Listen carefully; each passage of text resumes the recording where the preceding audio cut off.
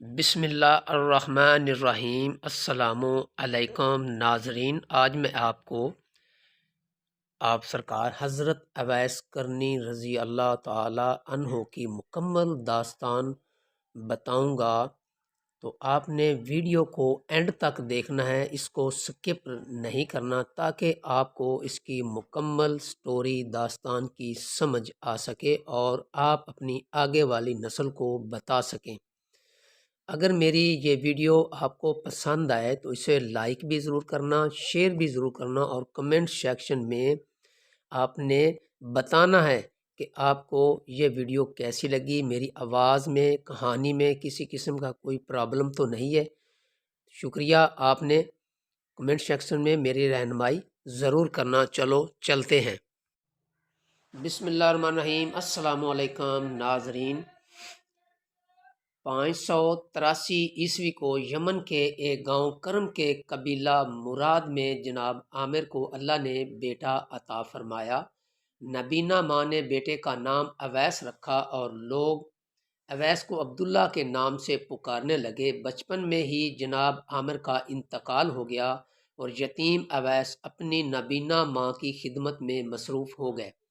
اویس کرنی جوانی کے ایام میں داخل ہوئے تو ادھر یمن سے دور مکہ میں آفتاب رسالت طلوع ہوا۔ صحیح مسلم کی حدیث نمبر 6491 میں حضرت اویس کرنی رضی اللہ تعالی عنہ کا ذکر یوں موجود ہے۔ حضرت عمر ابن خطاب رضی اللہ تعالی عنہ سے روایت ہے کہ میں نے رسول اللہ صلی اللہ علیہ وآلہ وسلم سے سنا، آپ نے فرمایا تابعین میں سب سے بہتر ایک آدمی ہوگا جسے اویس کہا جائے گا۔ اس کی والدہ نے اس کے جسم پر برس کے سفید نشان ہیں، جب وہ تمہیں ملے تو اس سے کہنا کہ وہ تمہارے لیے استغفار کرے۔ ناظرین، کرن یمن کے نواح میں ایک چھوٹا سا گاؤں ہے۔ جب اس کی تعمیر کے سلسلے میں کھدائی کی گئی تو زمین سے گائے کا ایک سینگ نکلا۔ عربی میں سینگ کو کرن کہتے ہیں، اس لیے گاؤں کا نام کرن مشہور ہو گیا اور لوگ کرن کے نام سے ہی پکارنے لگے۔ حضرت اویس کرنی رضی اللہ تعالی عنہ کی پیدائش اس گاؤں میں ہوئی، اس لیے آپ کے نام کے ساتھ کرنی پکارا جانے لگا۔ بعض اوقات روایات کے مطابق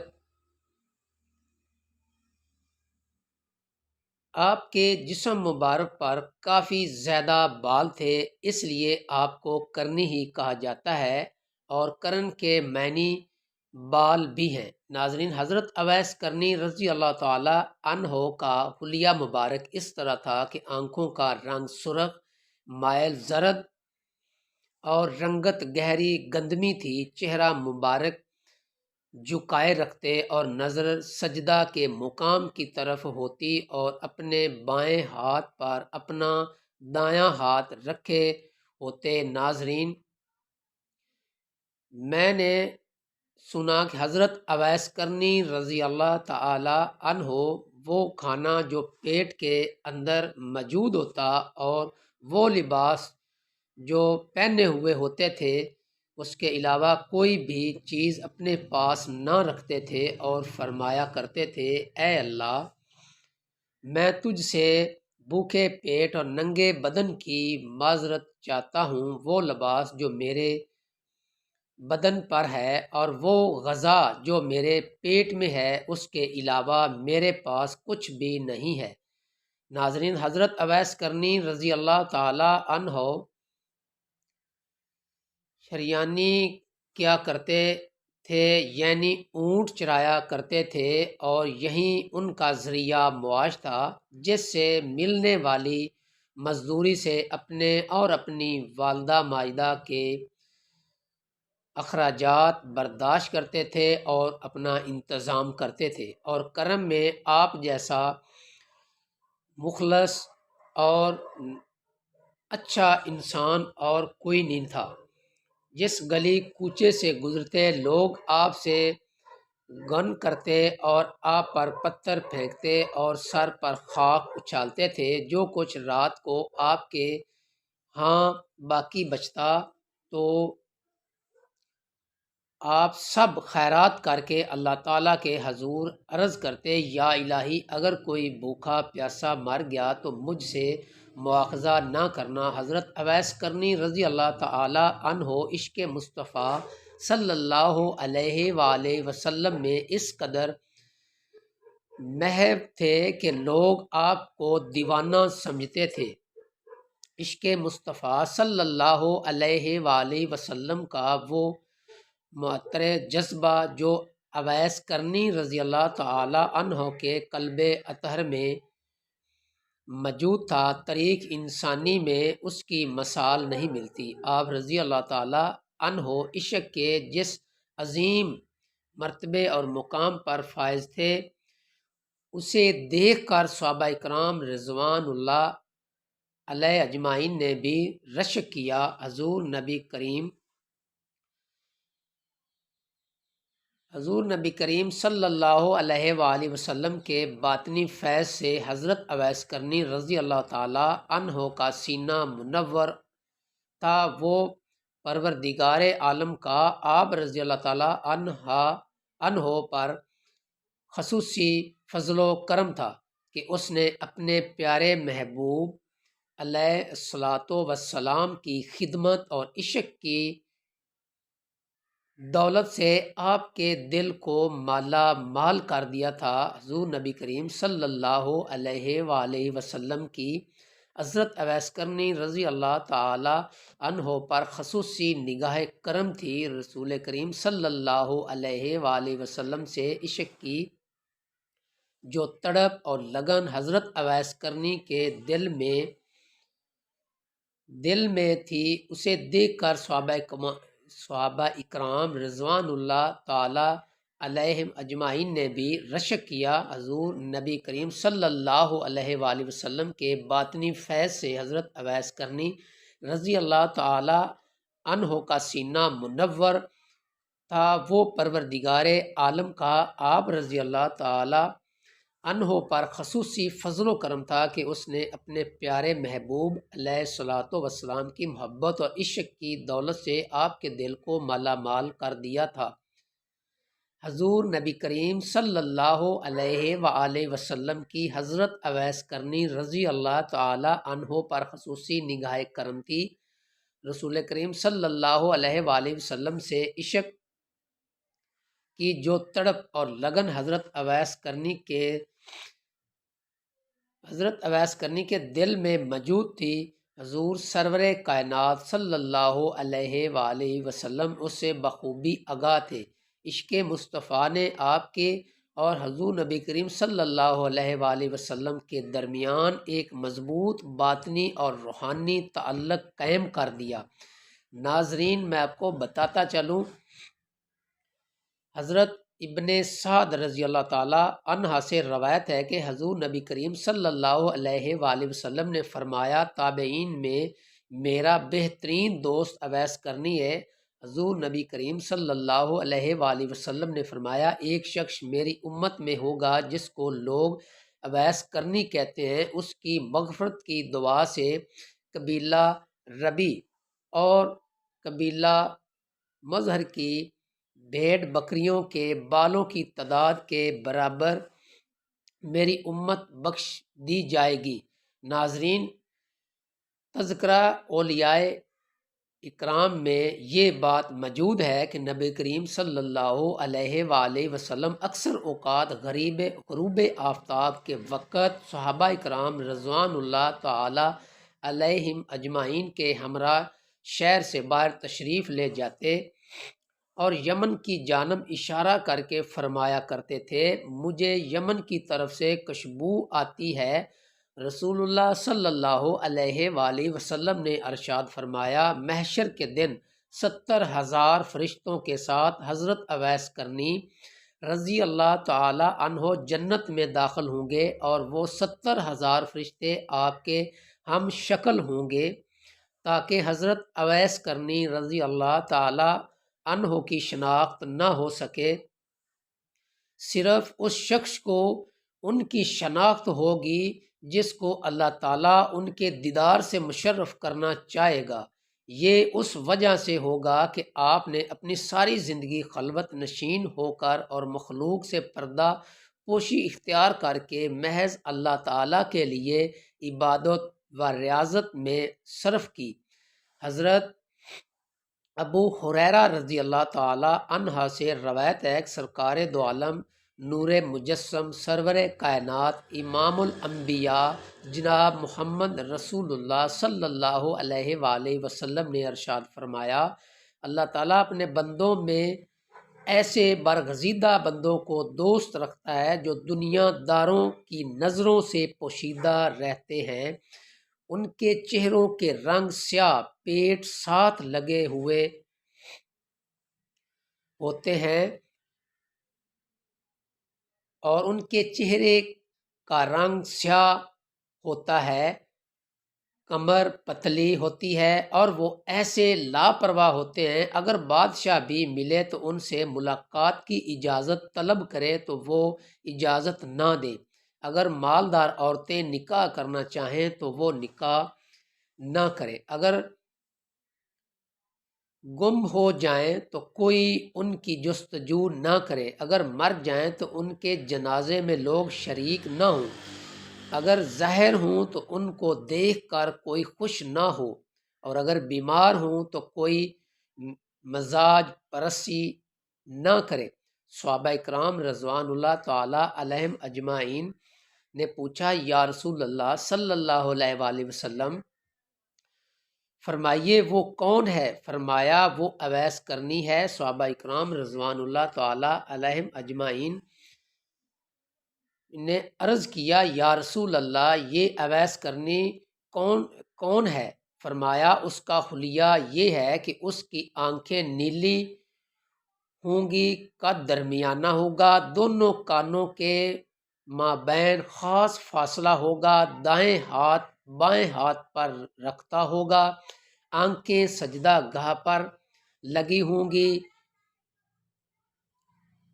تھوڑی سینے کی جانب جھکی ہوئی ہوگی، جسم پر پرانے کپڑے ہوں گے جو پہنے ہوئے ہوگا، ایک پاجامہ اور دوسری چادر، دنیا میں کوئی بھی اسے نہیں جانتا لیکن آسمانوں پر بڑی شہرت ہے، اگر وہ کسی بات پر قسم کھائے تو اللہ تعالیٰ اس کی قسم کو سچ کر دے۔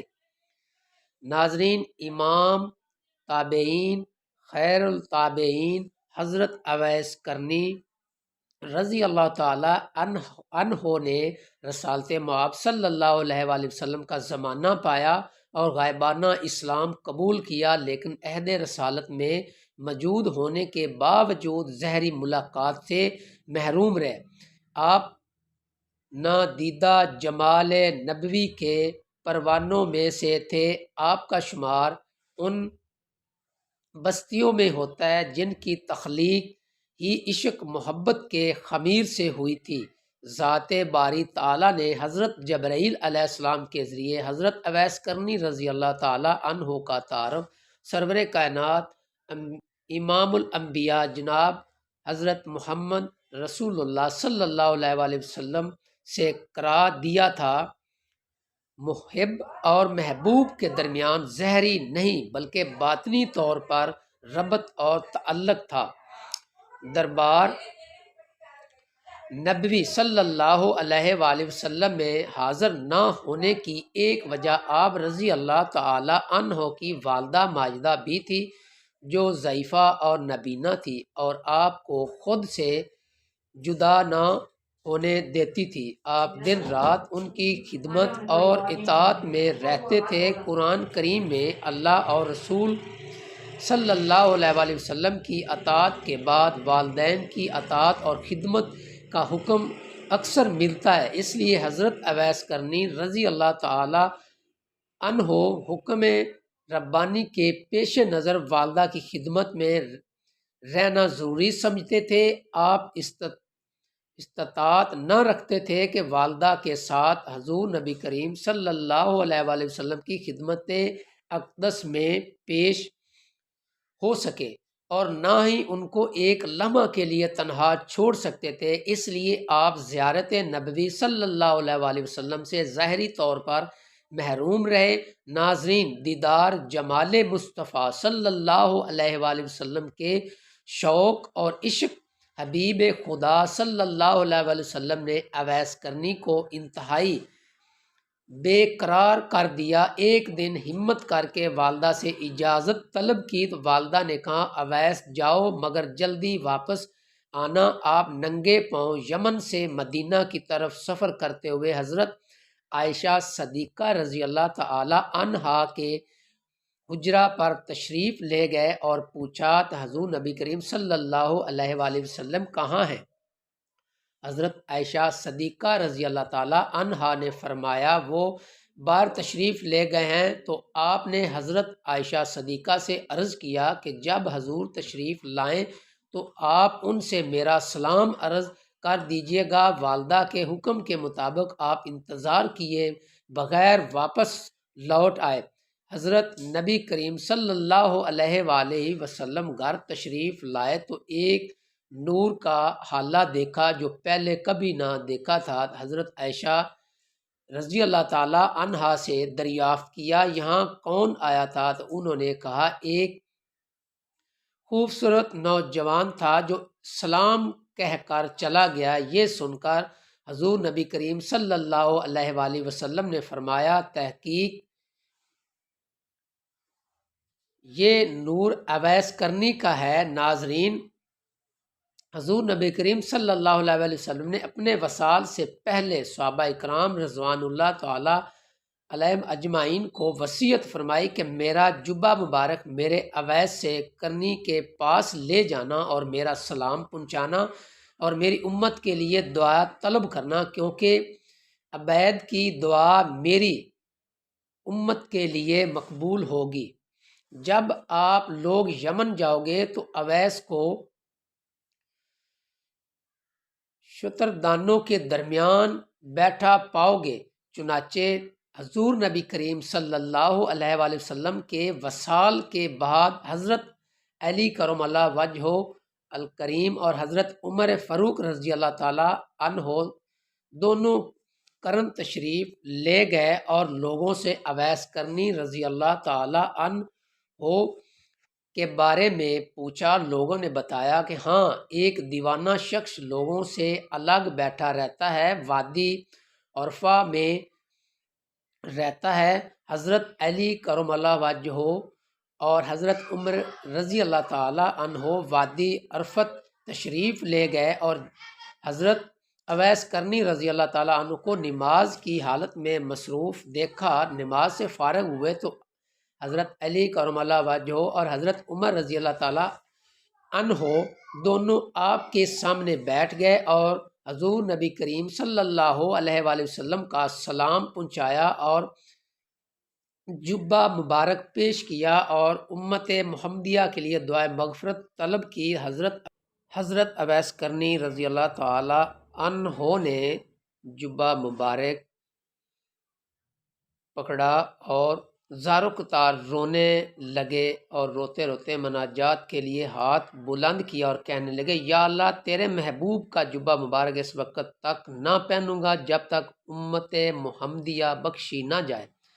تیرے محبوب نے یہ کام میرے ذمہ لگایا ہے۔ غیب سے آواز آئی کہ اتنے ہزار لوگوں کی بخشش کر دی گئی ہے۔